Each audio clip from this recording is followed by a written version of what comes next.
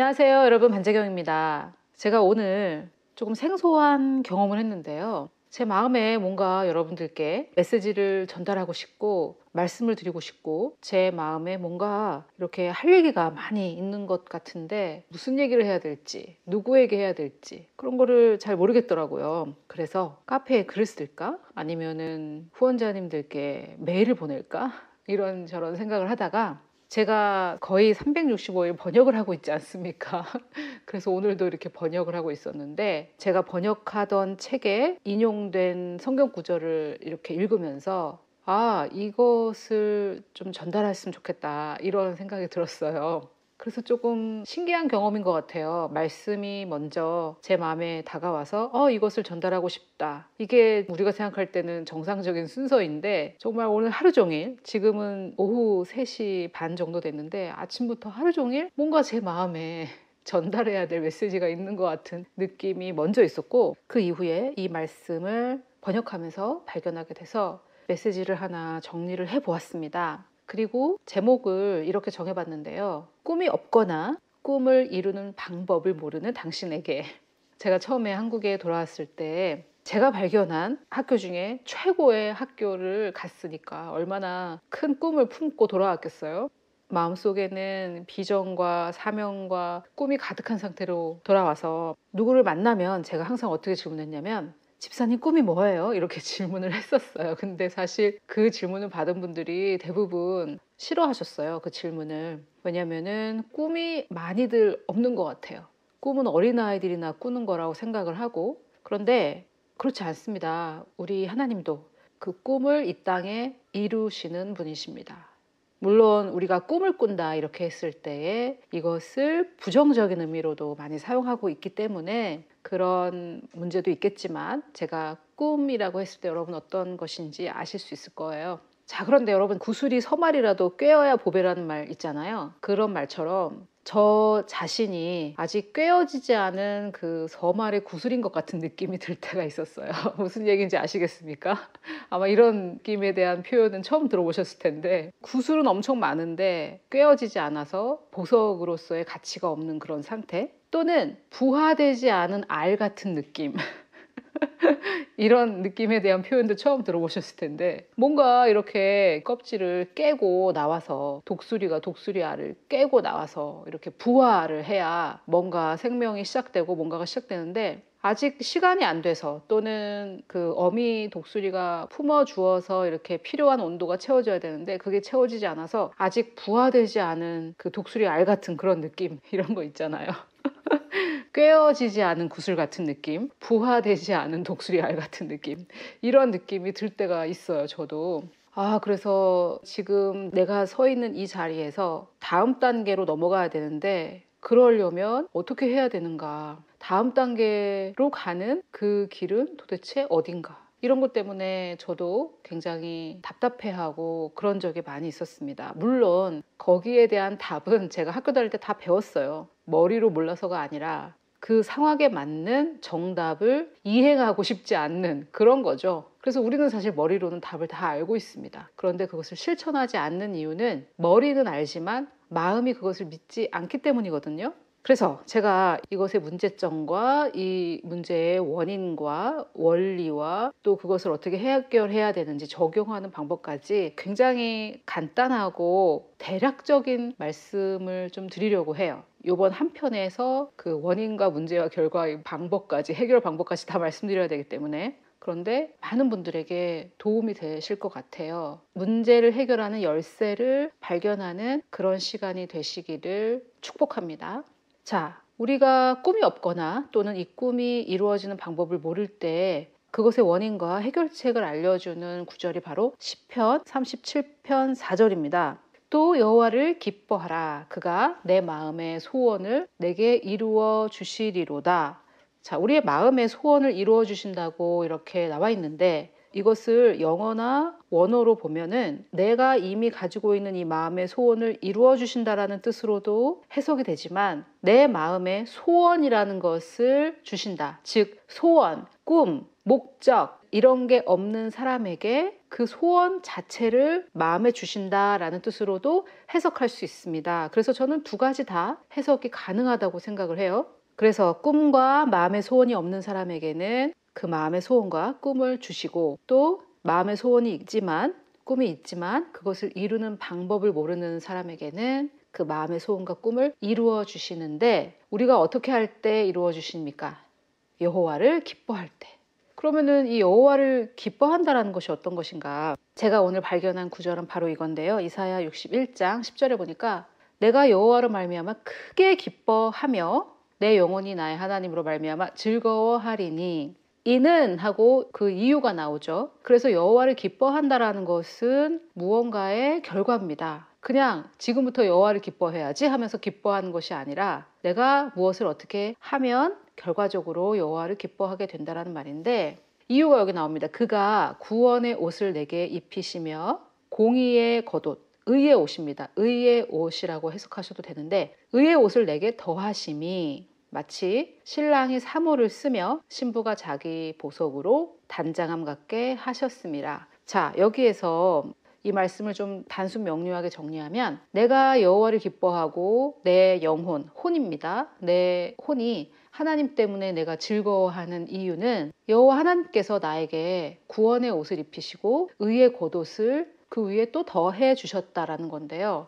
그래서 지금 이 저자는 구원의 옷을 입고 또 그 위에 공의의 겉옷을 입게 되었기 때문에 여호와를 기뻐하고 있다라고 말하고 있습니다. 자, 그러면 구원의 옷과 공의의 겉옷은 어떤 것인가? 여기 보니까 신랑과 신부가 자기를 단장한 것 같대요. 우리가 신랑이 사물을 쓰고 신부가 자기 보석으로 단장한 게 어떤 모습인지는 잘 모르지만, 물론 이것은 이제 유대 문화이겠죠. 그런데 우리가 그 그림을 잘 상상할 수 없으니까 오늘날 신랑 신부가 자기를 단장한 모습을 생각해 보면요, 뭐 엄청 꾸미고 그러죠. 평생 제일 예뻐 보이게, 제일 멋있어 보이게 자신을 꾸미지 않습니까?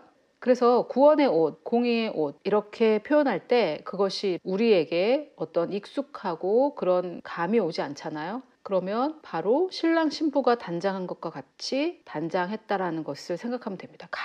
자신을 가장 아름답게 보여야 되는 그날의 그 단장과 동일하다는 거죠. 구원의 옷과 공의의 겉옷이. 그래서 하나님께서 나에게 구원의 옷과 공의의 겉옷을 입히셨는데, 그래서 내가 지금 어떻게 보인다는 말이냐면, 평생에 가장 예쁘고 멋있게 보이기 위해 꾸민 신랑과 신부처럼 나는 보인다는 거죠. 구원의 옷과 의의 옷이 나를 그냥 한마디로 굉장히 멋져 보이게 한다는 말입니다. 그렇게 했기 때문에 나는 여호와를 기뻐하고 하나님을 즐거워한다. 나의 마음이 하나님을 즐거워한다. 그런 말인데요. 그래서 여기 보니까 구원과 의라는 두 가지 주제를 우리가 깨달아야 된다는 것을 알 수 있죠. 하나님께서 나에게 구원의 옷을 입히셨고 의의 겉옷을 입히셨다는 것을 깨닫게 되면 내가 여호와를 말미암아 크게 기뻐할 수 있고, 또 시편 37편 4절에 그렇게 할 때 하나님께서, 여호와께서 내 마음의 소원을 주시거나, 즉 꿈을 주시거나, 또는 소원을 이루어 주신다. 즉 나의 꿈과 비전과 내 삶의 목적을 이루어 주신다는 거죠.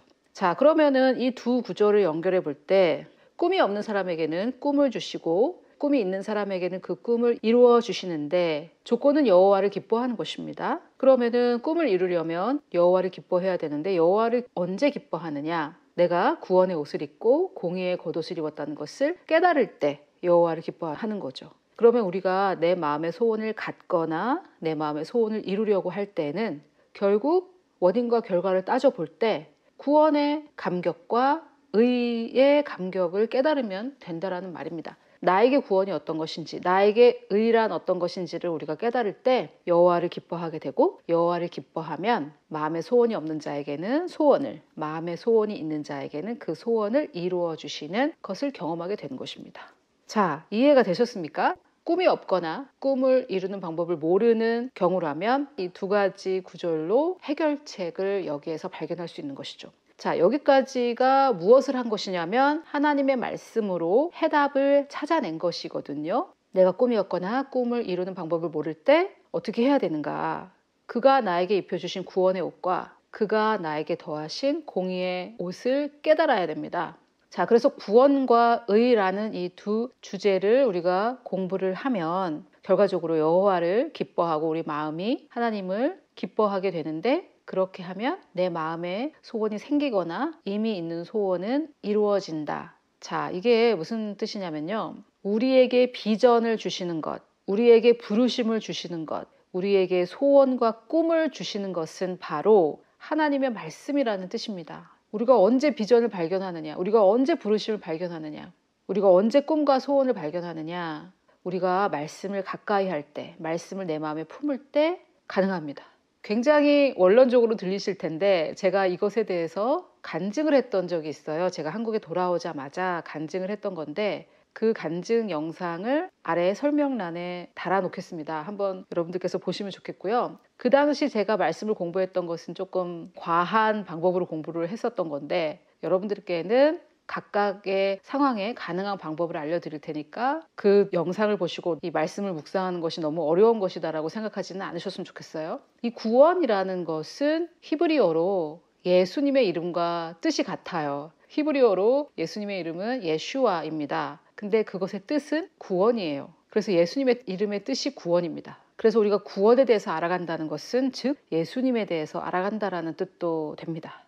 그 다음에 이 의, 공이라고 여기 번역된 이 의라는 것은 우리가 이것에 대해서 사실 명확한 교리로 잘 안 배우는 것 같다라는 생각이 드는데 십자가에서는 죄가 사해졌고요. 예수님께서 부활하셨을 때 우리가 의인이 되는 것입니다. 그것에 대한 증거가 되는 구절이 몇몇 개가 있는데요. 제가 지금 보여드리고 싶은 것은 로마서 4장 25절에 예수는 우리가 범죄한 것 때문에 내줌이 되고 즉 십자가에서 제물로 드려졌고 또한 우리를 의롭다 하시기 위하여 살아나셨느니라. 부활은 우리를 의롭다고 하시기 위해서. 그래서 이렇게 생각하시면 좋을 것 같아요. 십자가에서는 죄인인 내가 죽었고 부활 때는 의인인 내가 다시 태어난 거죠.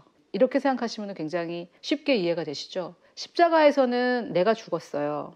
예수님께서 십자가에서 죽으실 때 나도 같이 죽었는데 그 나는 죄인이었던 옛 자아입니다. 그런데 예수님께서 부활하실 때 나도 그때 같이 다시 태어났는데 그때 다시 태어난 나는 의인으로 태어났습니다. 그래서 이 의라는 것을 깨달으시려면 부활을 아셔야 되는데 구원만큼이나 중요한 게 저는 이 의식이라고 생각하거든요. 많은 그리스도인들이 지금도 자기가 죄인이라고 생각하면서 죄 때문에 내가 지금 이렇게 문제 많은 삶을 살고 있다 이렇게 생각을 하시는데 물론 죄는 하나님이신 예수님께서 십자가에 달려 돌아가셔야만 해결됐을 만큼 굉장히 질기고 엄청난 겁니다. 인류의 죄라는 것은. 그러나 우리가 예수님을 믿고 거듭났잖아요. 다시 태어났잖아요. 그런데 다시 태어났는데 또 죄인으로 태어난 건 아니잖아요. 다른 사람으로 태어났습니다. 내가 십자가에서 죽었을 때는 그 죄인이 죽은 거고 예수께서 부활하실 때 다시 태어난 나는 바로 의인입니다. 이것을 그리스도인들이 많이 깨닫지 못해서 정말 많이들 고생하고 있는 것 같아요. 이게 정말 저는 많이 안타까운데 아무튼 지금 이 이사야서 61장 말씀에서는 구원과 의를 깨달을 때 성도가 구원과 의를 깨달을 때 여호와를 기뻐하게 되고 마음으로 하나님을 기뻐하게 된다라는 말입니다.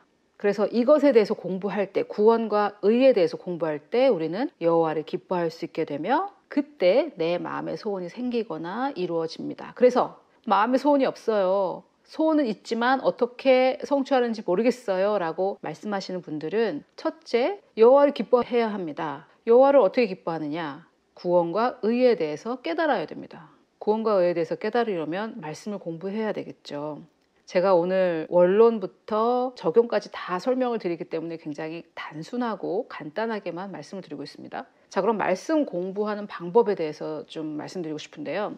여러분, 남이 떠먹여 주는 것은 굉장히 한계가 있습니다. 그 사람이 안 떠먹여 주거나 나에게 필요한 것이 아닌 다른 영양소를 주거나 이럴 수도 있지 않습니까? 우리와 주님과의 관계는 신랑과 신부의 관계이기 때문에 저는 로맨스에 많이 비유를 하는데요. 결국은 직접 연애를 해야지 우리가 로맨스 영화만 보고 앉아있으면 되겠습니까? 그런데 남이 전하는 말씀, 지금 제가 여러분들께 전하는 것을 여러분이 듣고 계신 이런 것들도 사실 로맨스 영화를 보는 것과 같아요. 직접 하는 연애와 비교했을 때 로맨스 영화를 보는 것과 같습니다.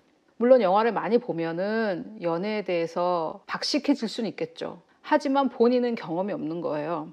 또 다른 사역자가 전달해주는 말씀을 듣는 것과 내가 지금 말씀을 직접 공부하는 것과 어떤 차이가 있느냐면, 물론 사역자들이 직접 전달해주는 거는 전문가들이니까 굉장히 전문적이죠. 내가 공부할 때는 나는 전문가가 아니니까 정말 답답하고 모르겠고 힘들고 이렇죠. 그런데 그 두 가지의 차이는 어느 정도의 차이냐면, TV에서만 보던 사람이 직접 TV 밖으로 나와서 나와 직접 사귀는 그 정도의 차이입니다.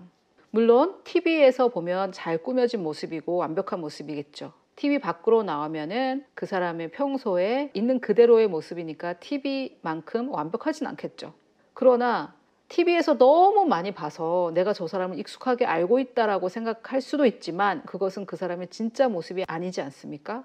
그런 것처럼 남이 나에게 떠먹여주는 말씀들, 그것이 필요할 때가 있습니다. 제가 그것이 필요 없다는 건 아니고요. 그것이 필요할 때도 있지만 결국 이것이 나에게 진짜 영양소가 되고 영양분이 되려면 내가 직접 공부를 해야 됩니다. 자, 제가 지금 TV를 예를 들었지만 저는 TV는 우리 영성생활의 적이라고 생각해요. 과거에 TV가 없었던 시절에는 성도들이 매일 저녁 성경 공부를 했습니다. 그리고 일기를 썼어요.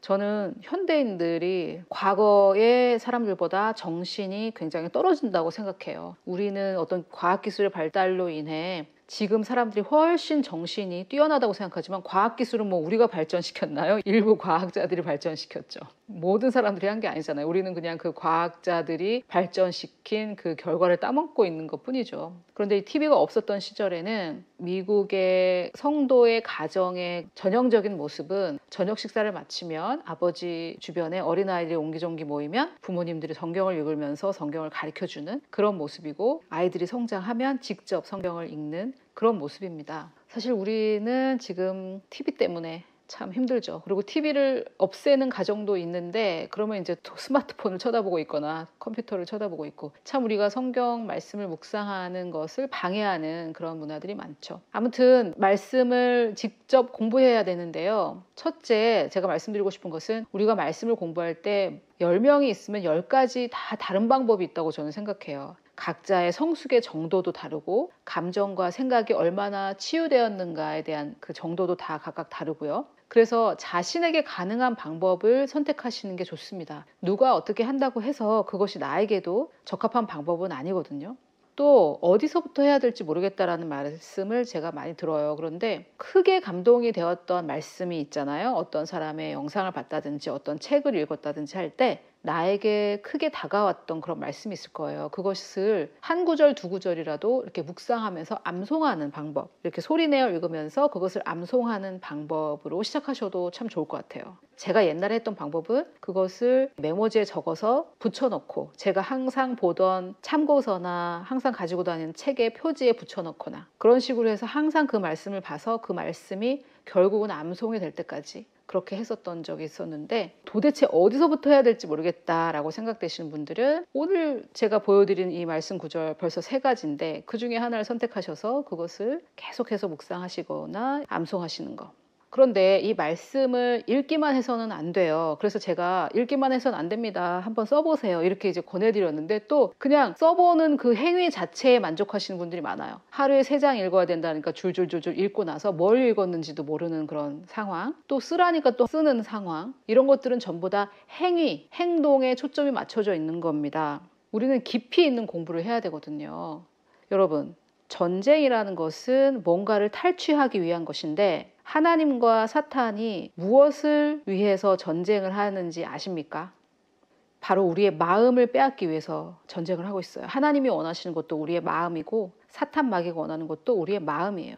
그래서 자꾸만 종교는 우리에게 행위를 말합니다. 성경을 3장 읽었나? 5장 읽었나? 또는 이젠 쓰라니까 또 1장 썼나? 그래서 그 행위에 맞춰서 그 말씀이 뭐라고 하고 있는지, 그 내용은 뭔지, 이것은 전혀 깊이 있게 공부가 안 되고 그냥 행동만 하는, 행동만 반복하는 그런 쳇바퀴가 도는 그런 신앙생활이라기보다는 종교생활을 하게 되는 것이죠. 말씀은 읽기만 해서는 안 되고 공부를 깊이 해야 되는데요. 그럼 공부는 어떻게 하느냐? 공부는 어떻게 하긴 어떻게 합니까? 우리가 고등학교 때 공부하듯이 하는 거죠. 고등학교 때 영어 공부하듯이. 또 지금도 제가 영어를 한다고 하니까 많은 성인분들께서도 어떻게 하면 영어를 잘할 수 있을까요? 어떻게 공부하면 좋을까요? 하면서 지금도 영어 공부하시는 분들 많이 계시죠? 그래서 성경 공부도 정말 남의 나라 말 같지 않습니까? 이거 정말 도대체 무슨 뜻인지 모르겠는 게 많고. 그러니까 영어 공부하듯이 하시면 돼요. 영어 단어 이해가 안 되는 건 찾아서 그 뜻을 옆에다 적어놓고 이렇게 하는 것처럼 성경의 단어 이해가 안 되시면 사전 찾아서 보시고 그 뜻을 이해하시고 문장을 해석하시고 영어 공부하시듯이 하면 됩니다.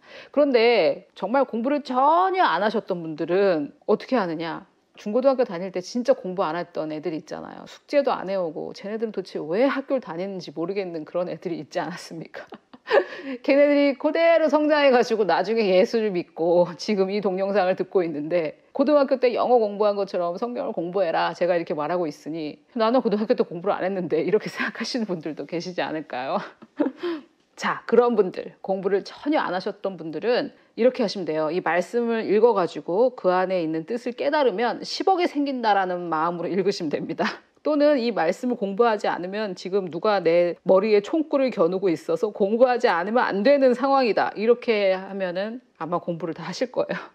우리가 많은 변명을 하죠. 뭐 집중이 안 된다, 안 깨달아진다, 뭐 어렵다, 여러 가지 이런 변명을 하는데 뭐 우리나라에는 총기를 가지고 다닐 수 없지만 만약에 정말 옆에 누가 총으로 내 머리를 겨누고 있고 이거 못 깨달으면 이 총은 발사된다 이렇게 말을 한다면 그때도 집중이 안 돼요 어쩌죠 이렇게 우리가 변명을 하지 못하겠죠. 반드시 깨달으려고 공부를 하겠죠. 그래서 제가 지금 말씀드리는 거는 우리가 하는 변명은 사실 내가 할 수 없다기보다는 별로 할 만한 그 동기부여가 안 되는 것이기 때문에 그 동기부여는 누가 하겠습니까? 남이 해줄 수 없거든요. 자기가 동기를 부여해야 돼요. 내가 이 구절에서 필요한 것을 깨달으면 10억이 생긴다라는 그런 심정으로. 사실 10억보다 더 엄청나게 많은 가치를 우리가 이 말씀에서 꺼내 취할 수 있습니다.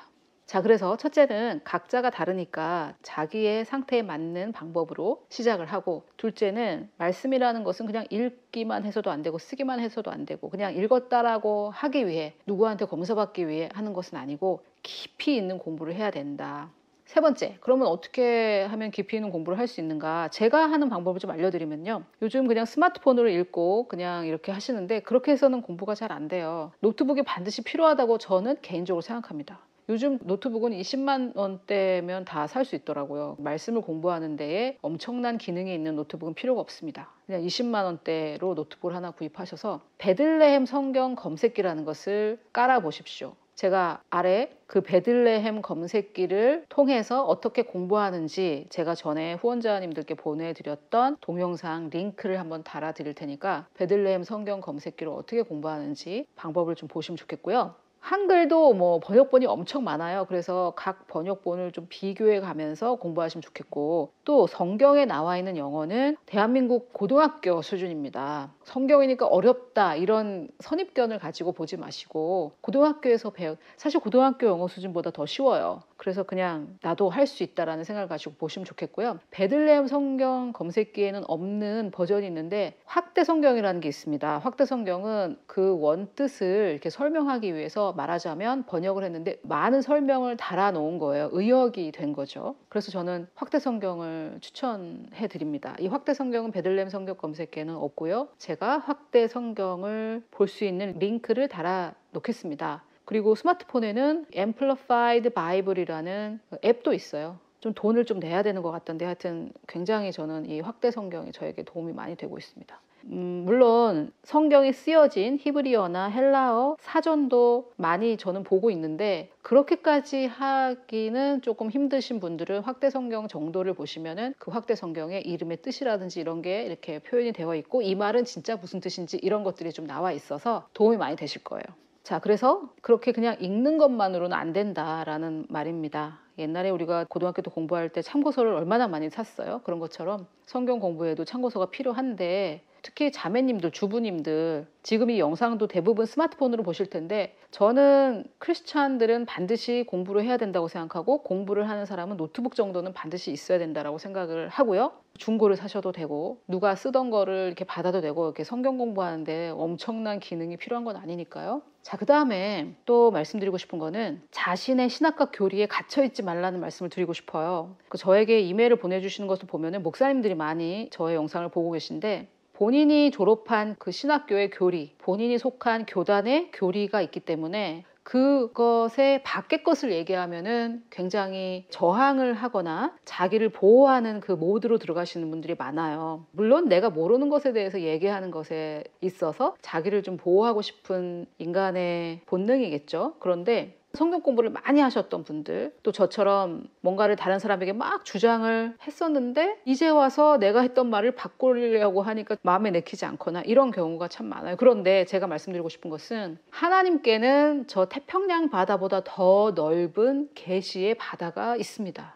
그런데 반신욕조보다 작은 나의 계시, 이것으로 하나님의 저 넓은 태평양보다 넓은 계시의 바다를 제한해서야 되겠습니까? 물론 우리가 안전한 교단과 안전한 교리 안에서 안정감을 누리고자 하는 그 인간의 본성은 이해를 하겠지만, 사실 하나님의 말씀이라는 것은 천국에서도 영원히 공부해도 바닥이 드러나지 않는 것이 바로 하나님의 말씀이거든요. 풀은 마르고 꽃은 시들어도 하나님의 말씀은 영원하다고 했습니다. 그래서 나의 신학과 교리에 너무 갇혀있지 말아라. 내가 한때 누구에게 막 주장했던 것들, 그것을 기꺼이 교정받을 마음의 준비를 해야 된다. 저 역시 제가 계속해서 공부를 하면서 과거에 내가 이렇게 주장했었는데 이게 아니었구나. 제가 그때는 편협하게 봤습니다. 아니면 또 그것은 잘못 봤습니다. 이렇게 인정할 수 있는 게 겸손이라고 생각을 합니다.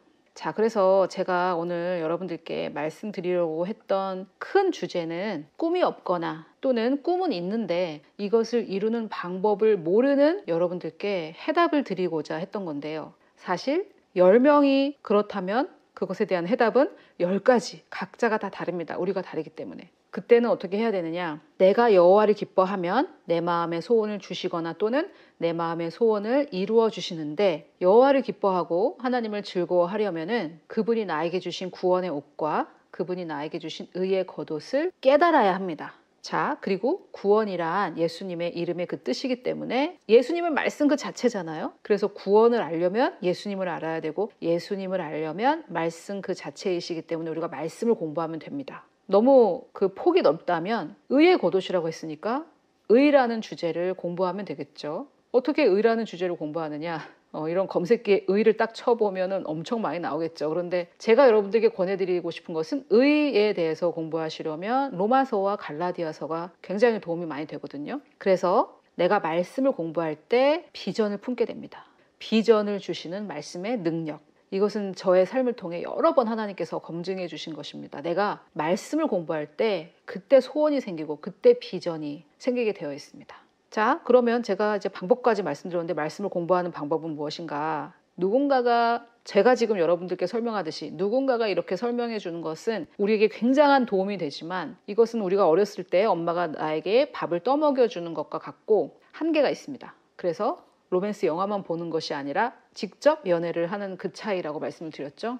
그래서 말씀은 직접 공부하셔야 됩니다. 이렇게 누군가가 전달하는 이 말씀을 듣는 것은 부정적인 것은 아니에요. 굉장히 긍정적인 것이죠. 이것도 듣지 않다가 듣게 됐다면 굉장히 긍정적인 것입니다. 하지만 내가 직접 공부하는 시간이 있어야 됩니다. 하루에 단 10분이라도 먼저 시작하시면 좋을 것 같아요. 한 구절 먼저 묵상하는 거, 내 마음에 와닿았던 거, 오늘 제가 보여드렸던 것 중에 예수는 우리가 범죄한 것 때문에 내어줌이 되고 또한 우리를 의롭다 하시기 위해 살아나셨느니라, 이런 것들 이렇게 읽으면서 외우셔도 좋고요. 하나님은 우리에게 너무나 많은 것을 보여주시기 원하세요. 제가 호세아서하고 지금 아가서를 공부 중인데 전에 다 말씀 전했던 것이었거든요. 호세아서도 그렇고 아가서도 그렇고. 근데 제가 지금 공부하면서 제 머리가 터질 것 같아요. 진짜 오늘도 아침에 이것을 공부하면서 예수님, 이럴 수가, 이러면서 제가 공부를 했거든요. 한 절 한 절 정말 너무 깜짝깜짝 놀라겠어요. 이제 물론 저는 사역자니까 히브리어의 뜻과 뭐 이런 것들까지 다 공부하면서 이 사람의 이름의 뜻이나 이런 것들을 연결해가면서 공부해서 그 히브리어 사전, 헬라어 사전으로 공부하지 않을 때는 알 수 없는 것까지 저는 이제 공부를 해서 그럴 수도 있어요. 그러나 각자에게 하나님께서 지금까지 몰랐던 것을 보여주시기 원하세요. 우리가 해야 될 것은 거기에 접속하는 겁니다. 우리가 다 손에 스마트폰 하나씩 들고 있는데 세상에는 얼마나 많은 앱이 있습니까? 무료 다운받아서 쓸 수 있는. 우리가 해야 될 것은 그냥 다운받아서 쓰는 건데, 마치 말씀도 그래요. 말씀 성경 66권. 이 안에 엄청난 계시들이 들어있고 그 계시 중에 하나가 내가 지금 겪고 있는 이 문제를 해결해 줄 해답이에요. 나는 펴서 읽고 묵상하기만 하면 됩니다.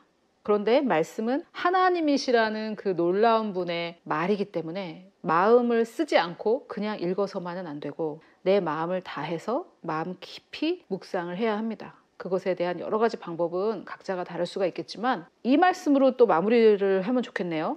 주님의 말씀은 내 발의 등불이고 내 길의 빛입니다. 그런데 소원이 없는 사람은 다음 단계가 소원함을 가져야 되는 거잖아요. 꿈이 없으면은 그 다음 단계는 꿈을 받아야 되잖아요. 그런데 꿈을 받은 사람은 지금 꿈을 받긴 받았는데 이 다음 단계 내가 어떻게 해야 될지 모르는 거 아닙니까? 그래서 꿈이 없거나 꿈이 있거나 마찬가지로 다음 단계를 지금 우리는 모르는 거예요. 그런데 주님의 말씀이 내 발의 등이랍니다. 내 발의 등이라는 것은 뭐냐면 저 멀리 있는 등대가 아니고 내 발의 등이에요. 내 발에. 내 발 위에 있는 등불이 10m, 20m까지 비춰주지 않습니다. 다음 발걸음을 내디딜 수 있을 정도만큼 비춰주거든요. 또 내 길의 빛이에요. 내가 가야 할 이 길에 빛을 비춰주는 것은 어떤 유명한 사람의 설교도 아니고 어떤 유명한 사람의 자기계발서도 아니고 어떤 유명한 세미나도 아니고 바로 주의 말씀입니다. 주님의 말씀. 그러면 이 66권 이 많은 성경 중에 도대체 어디를 읽으라는 거예요? 아무거나 읽으셔도 됩니다. 아무거나.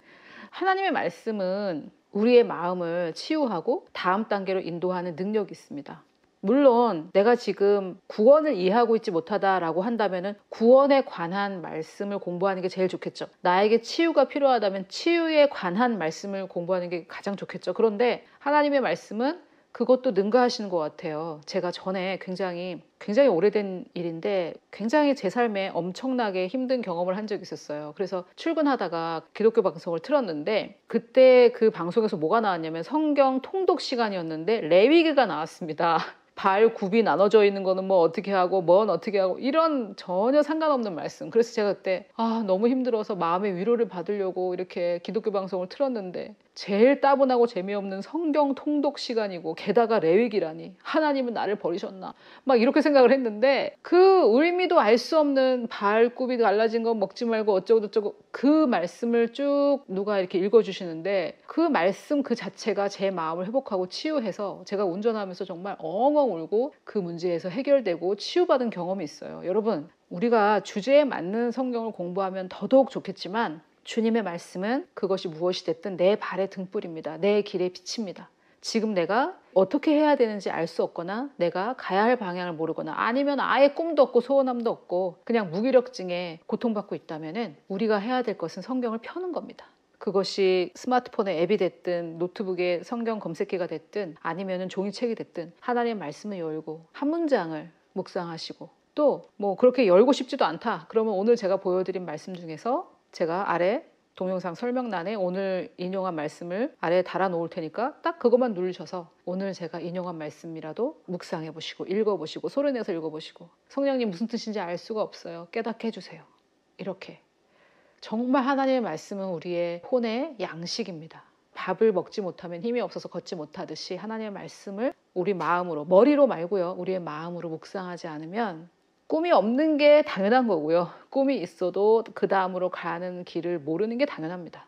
그래서 제가 오늘 저와 여러분들께 나누고 싶었던 그 말씀은 바로 하나님의 말씀을 더 가까이 하고 더 묵상하고 하나님의 말씀을 묵상하는 시간을 따로 떼어놓고 신실하게 그것을 지키자. 그러다 보면 나는 하나님의 그 진리를 깨달아서 여호와를 크게 기뻐할 수 있고 그렇게 할 때 내 마음의 소원이 생기고 이미 가진 소원은 주님께서 이루어 주신다.